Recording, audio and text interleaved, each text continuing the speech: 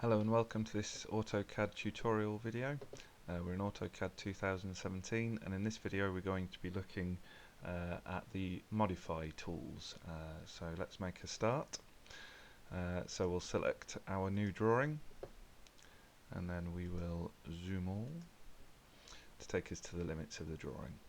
So we're going to be concentrating on this panel up here today. We're going to be looking at the move, rotate, trim, copy, mirror, fillet, scale functions. There's a few more that we'll look at in here as well momentarily. So let's make a start. Let's draw a circle. Let's start off with a circle here. So we're going to make this circle. We're going to make it, let's say, 20 mil radius. So that gives us a circle about that size there. Now I want another circle exactly like this one, but I want it over here somewhere.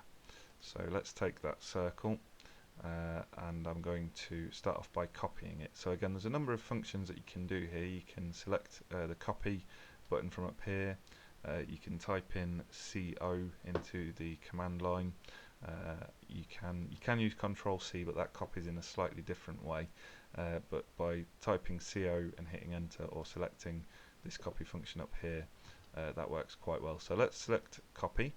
Now the first thing it tells you is to select the objects that you want to copy. Now we're only going to select one object, but you can do multiple ones at the same time. So that's our object that we're going to copy. Hit enter. Now it wants us to specify our base point. So I've got most of my object snaps still on from my previous video. So I'm going to use the center of this circle as my base point. So what that means is that when I now select this point and move this, when I place it, it will place it at the center point. So wherever my cursor is, that will be the center point of the circle, or whatever I type in the command to be.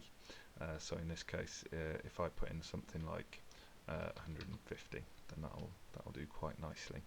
Just to illustrate, again, if I select copy and I want to copy that one again, but this time you might want to use a different base point on it. You might want to position it in a slightly different way. So you can see now here my quadrant snap.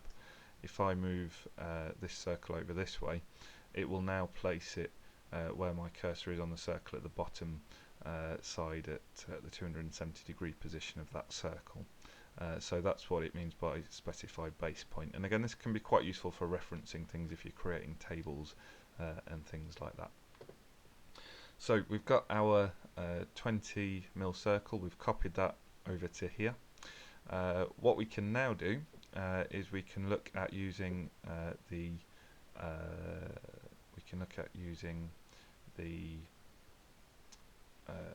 offset command, which is here, if we want to. So if I want to create another circle around here that is bigger than this one, so this is 20 mil. Let's say I want to create one that is 10 mil bigger than it. If I select the offset function, what it now tells me to do is to specify the offset distance. So what that's saying is I'm going to offset a line from this circle here. So I want this circle to have a radius that is 10 mil bigger than this circle. So I'm going to tell it my offset distance wants to be 10 mil. So 10 mil, like that. Hit enter. It then asks you which object you want to offset. So in this case, I'm going to select this object, the circle, and then it says which point do you want to offset it on. So if I move my cursor to the inside of the circle, it says, do you want to put your offset line here? If I move it to the outside, it says, do you want to put it here? So we'll put it there for now. So that is offset from there.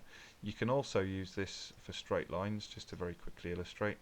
If I've got a line like that, and I want to offset another line from it, again, let's change this to now 15 mil that I want it to be offset in the command line there. Hit enter.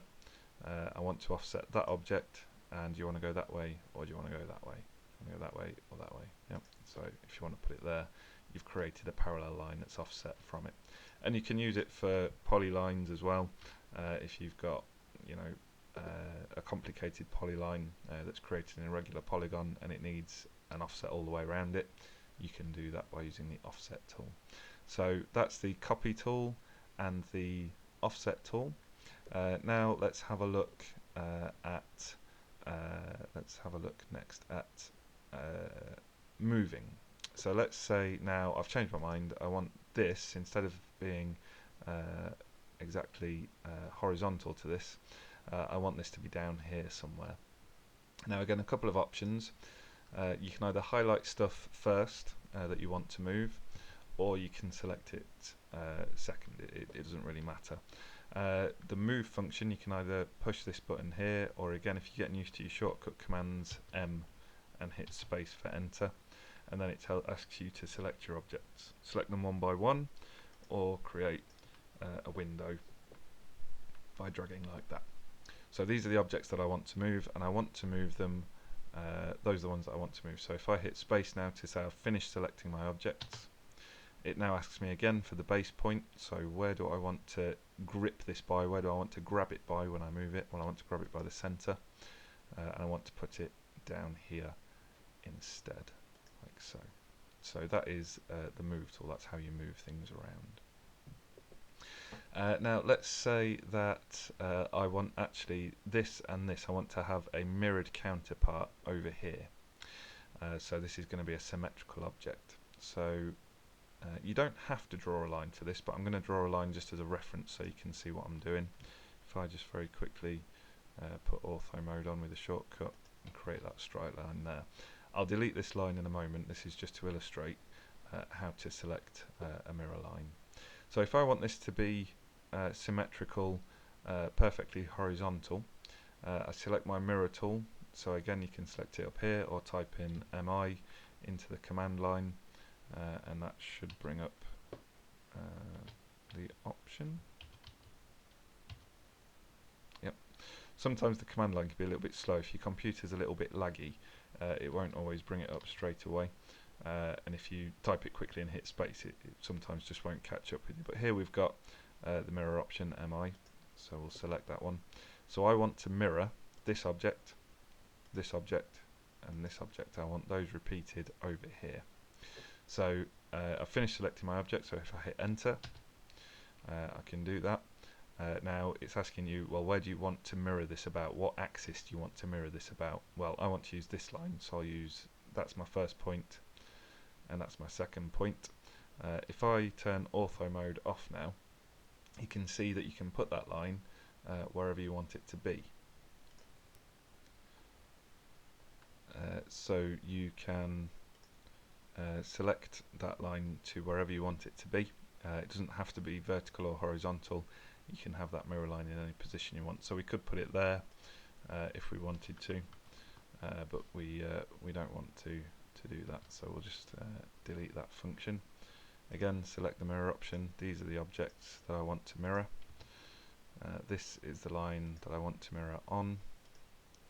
And then once you've selected the 2 points of your mirror line, in the command line here it says, do you want to erase the source object? Automatically this is set to no, so if you want to change it to yes, you have to select yes or type Y and enter.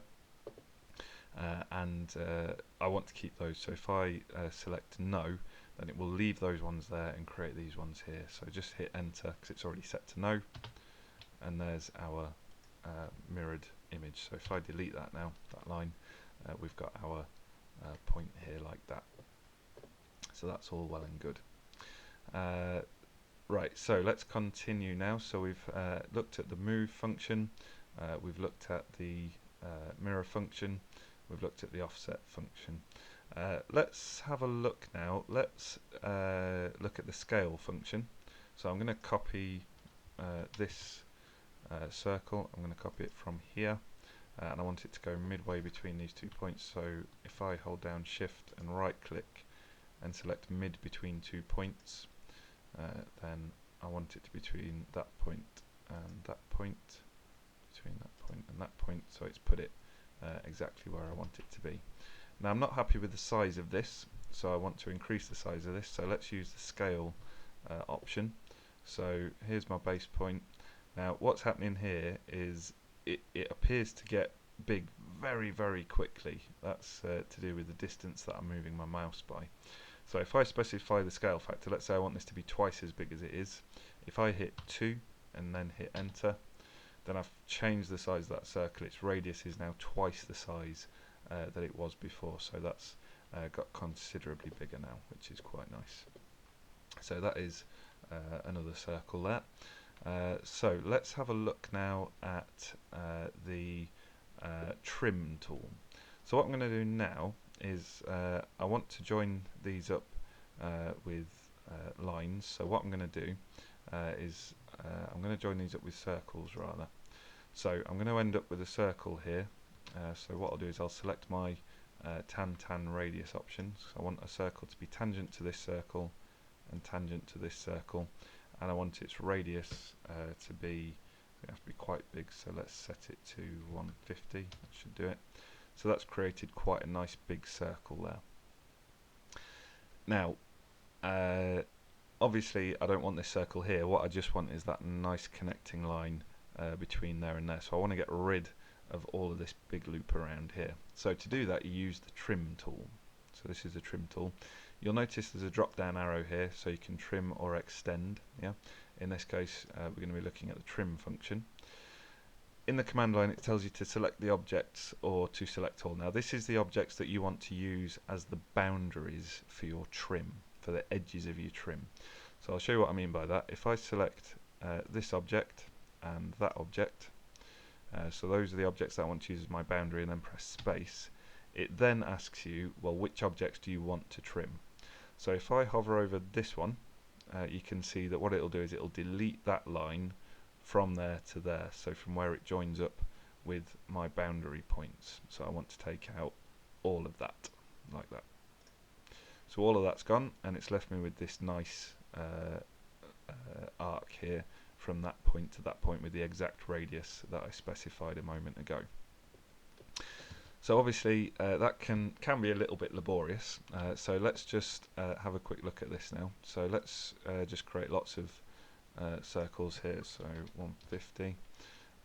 Let's create another circle tangent to this one, and we'll set that tangent, set that radius rather, we'll make that one smaller, we'll make that one 80, and we'll select again the circle, tangent to that, and make this one 100, and then we'll make a circle that is tangent to that and tangent to that and make it 80 again, so we've still got that nice symmetry going on. So that's these circles. Now I want to trim all of these outside edges, and some of these inside edges as well need to go. Like I don't need that there, I just want that curve there. So going back to the trim tool, type in TR into the command line and space. That gives you your trim option. Now in this case I don't want to select my individual objects, because actually I've got a lot of trimming to do here. I've got lots and lots of things that need to go. So instead of selecting individual objects to act as the boundaries, if you select all by hitting space or enter, then what it's done is it's basically saying this is all these shapes are boundaries. Every line on here now acts as a boundary. So wherever there's an intersection, you've got the opportunity to do some trimming. So I want to trim that from there. I want to get rid of that there. I want to get rid of this here, and this here, which has left me with this rather pleasing shape. I want to get rid of that. I want to get rid of that and that, but I'm going to keep those because they might be bosses or upstands that have been welded onto there or something like that. So that is the trim tool, which is quite nice. The other option that you can use for this, if I just create a couple of random lines over here, so let's say I create a line here and then a line here. Now I want that line to meet up with that line, but it doesn't at the moment. So if I go up here to the trim down arrow and select extend instead, and again I want this to be the boundary, so that wants to be the boundary of where I want my line to extend to. So now hit enter or space to move on, and then select the thing that you want to extend, the item that you want to be longer. So I want that to be longer, so I hover over it and it says, is this what you want to do? Yes I do. So I click that and it's now extended that line to meet up with that line, which is again, it's quite a useful function. Just a couple more things that we'll look at in this video. So we've looked at moving, we've looked at extending. Let's have a look at rotating. So if I create a rectangle like this, and then I want to rotate it, select the rotate function. What object do you want to rotate? Down in the command line, I want to rotate this object. So then it asks you to specify the base point. So where do you want to rotate it around? Now this does make a difference. If I select there, then it will rotate around that corner.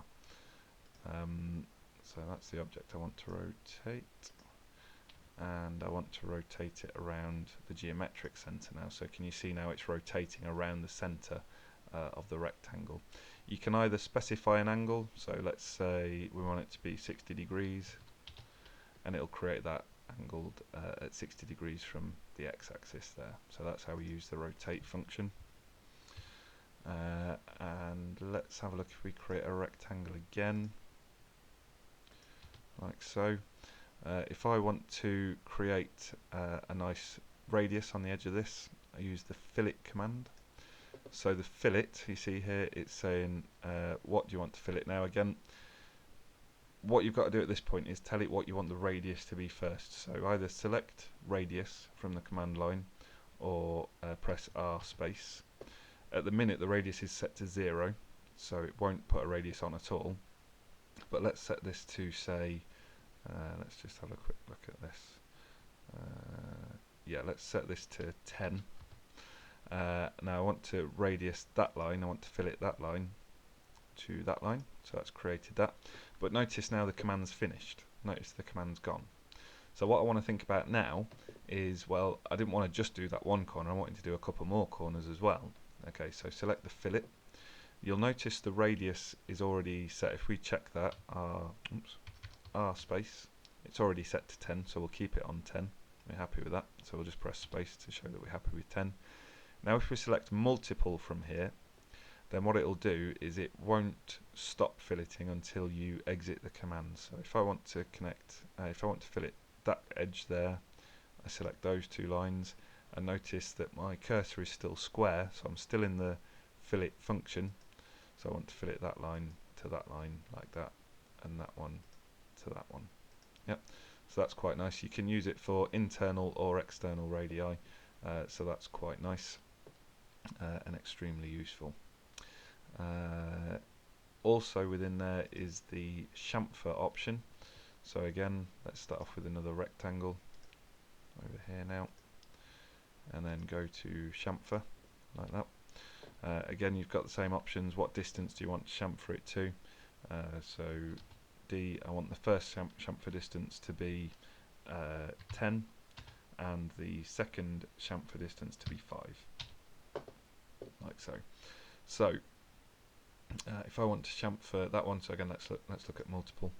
So if I want to chamfer that one to that one, notice that it's got the first distance of 10, the second distance of 5, and I want to do that one to that one. So again, the first distance, the first one I specified there to there.